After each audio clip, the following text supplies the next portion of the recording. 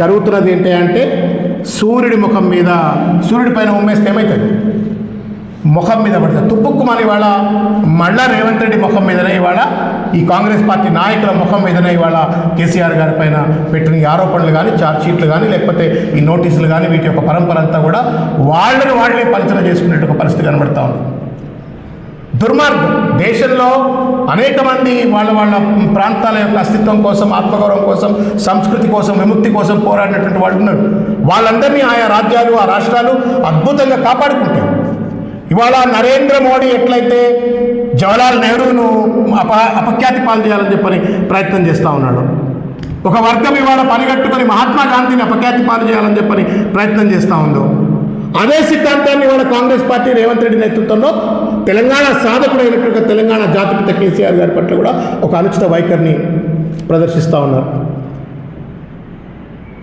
జవహర్లాల్ నెహ్రూని తప్పంటే దేశమంతా గగ్గోలు పెడతాం. నరేంద్ర మోడీ జవహర్లాల్ నెహ్రూని తప్పంటే దేశమంతా గగ్గోలు పెడతావు. మరి కేసీఆర్ తప్పని ఎందుకు తప్పంటున్నావని మా లక్ష్మక్కనో, మా ప్రవీణ్ అన్ననో, లేకపోతే బీఆర్ఎస్ పార్టీ నాయకులు ఇట్లెట్లాంటావనంటే ఒక చూసినావా బీఆర్ఎస్ పార్టీ నాయకులు రాజ్యాంగం మీద గౌరవం లేదు, చట్టం మీద గౌరవం లేదు చెప్పని మాట్లాడతావు. నీకు ఒక న్యాయం, మాకు ఒక న్యాయమా?